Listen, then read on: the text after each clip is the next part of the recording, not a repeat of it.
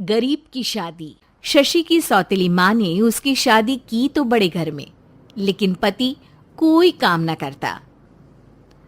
आप ससुर जी के साथ काम पर क्यों नहीं जाते? हाँ जाऊंगा, लेकिन कल से। आज जरा मैं दोस्तों के साथ घूमने जा रहा हूँ। शशि के दो बच्चे होते हैं, लेकिन रमेश का हाल वैसा का वैसा ही रहता है। एक दिन, सुनिए ना, बच्चा रो रहा है, इसके दूध के लिए पैसे नहीं है। अरे तो पिताजी से ले लो ना। क्यों? अगर आप में कमाने की क्षमता नहीं थी तो शादी क्यों की? तभी घर आई बड़ी ननद बोल पड़ती है। आहा हा हा, तुम्हारी माँ को साफ साफ कह दिया था कि लड़का ना कमाता है ना कभी कमाएगा। हम चार चार बहनें हैं इसका ख्याल रखने के लिए, और पिताजी का इतना सारा पैसा, तुम्हें किस चीज की कमी रखी है? लेकिन थोड़े ही सालों में तकदीर बदल जाती है। शशि का ससुराल गरीब हो जाता है। सब बिकने के बाद शशि अपने पति, बच्चे और सास के साथ किराए के मकान में आ जाती है। मैं कोई नौकरी करना चाहती हूँ दीदी। अरे इतने बड़े घर की बहू थी शशि, तुम नौकरी करोगी? नहीं नहीं नहीं नहीं। नहीं करूंगी तो घर कैसे चलेगा? बच्चों को भी तो पालना है ना। तभी शशि का भाई आ जाता है। शशि, ये ले राशन का सामान, किसी भी तरह की कोई भी जरूरत हो तो बताना। भाई, अब मैं नौकरी करूंगी। देख बहन, वैसे तो मैं तेरे साथ हूं, लेकिन हाँ, मैं ये भी चाहता हूं कि तू अपने पैरों पर खड़ी हो जा।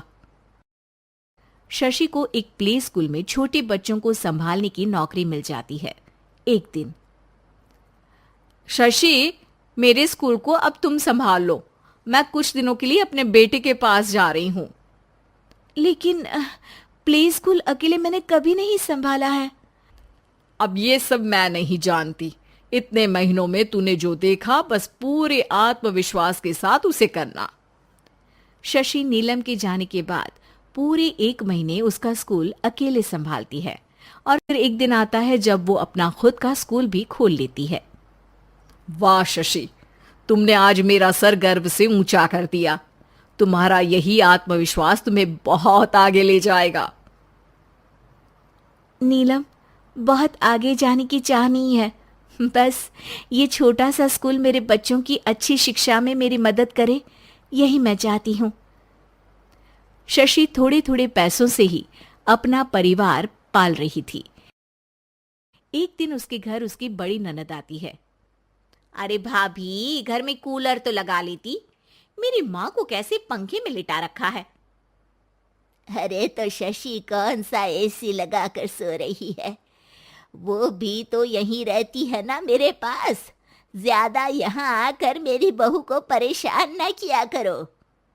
हाँ हाँ, मुझे भी शौक नहीं है इस छोटे से घर में आने का। मैं तो बस ये बोलने आई थी कि मेरे बेटे की शादी है तो ननिहाल का जो नेग होता है वो ले आना। हाँ हाँ, जितना बनेगा कर देंगे, और ना हुआ ना तो वो भी नहीं करेंगे। तभी शशि बोल पड़ती है। अरे नहीं नहीं माँ जी, रीटा घर की बेटी है, उसके ससुराल वाले उससे शादी पर पूछेंगे कि मायके से क्या मिला। रीटा, तुम मुझे सामान की लिस्ट भेज देना, मैं पूरी कोशिश करूंगी कि तुम्हारी हर डिमांड को पूरा करे। अच्छा, मैं खाना लगाती हूँ। शशि ये बोलकर किचन में चली जाती है।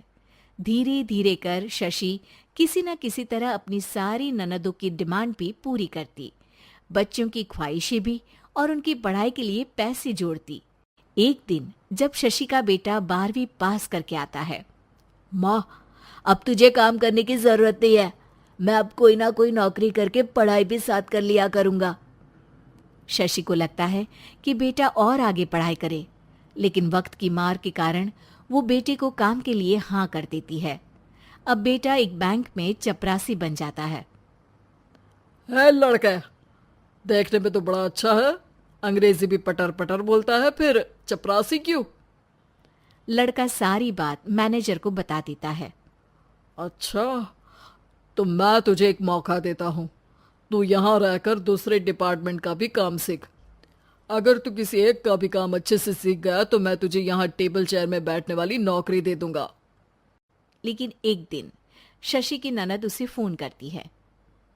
अरे भाभी, देखो मायका तो मेरा तुम लोगों से ही है। मैंने आपके बेटे और मेरे भतीजे प्रदीप के लिए यहाँ एक नौकरी देखी है। पूरे 5,000 मिलेंगे। वैसे करता ही क्या है, चपरासी ही तो है ना।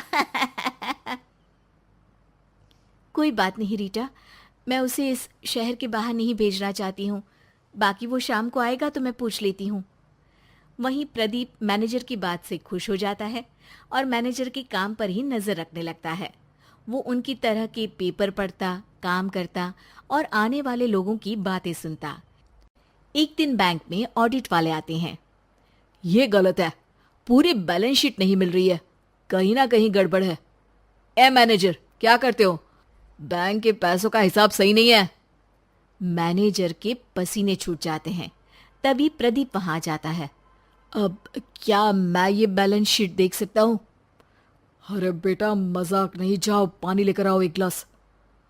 प्रदीप मैनेजर को पानी लाकर देता है और फिर ऑडिटर से कहता है, देखिए सर, मैं आपको बता सकता हूँ कि कैसे बैलेंस शीट को आप लोग गलत तरीके से जोड़ रहे हैं। ऐसा बोलकर प्रदीप एक एक कर सारे डाउट क्लियर कर देता है। अरे हाँ, ये तो पॉइंट हमने देखे ही नहीं थे। गुड, कौन है ये बच्चा? तभी मैनेजर बोल पड़ता है, अब हमारे यहाँ अकाउंट में नया आया है। ऑडिटर के जाने के बाद, वाह प्रदीप, आज तो तुमने मेरी नौकरी बचा ली।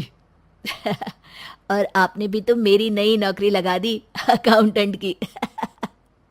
बस फिर क्या था, प्रदीप ने एक बार जो सफलता की सीढ़ी चढ़ी, बस चढ़ता ही चला जाता है। फिर एक दिन शशि की ननद, अरे भाभी कैसी हो? घर को तो बड़ा ही सुंदर चमका रखा है। अरे बेटी, कैसे आना हुआ? तू तो इस छोटे से घर में आना भी नहीं चाहती थी। कोई खास काम है क्या? अब हाँ, वो माँ, मेरा जो मजला बेटा है ना, वो अकाउंट से पढ़ाई कर रहा है, तो प्रदीप से बोलकर उसकी भी कहीं अच्छी नौकरी लगा दो ना। सास और शशि समझ जाते हैं कि कैसे पैसे आते ही लोगों के बात करने के तरीके से लेकर रिश्ते निभाने तक में बदलाव आ जाता है।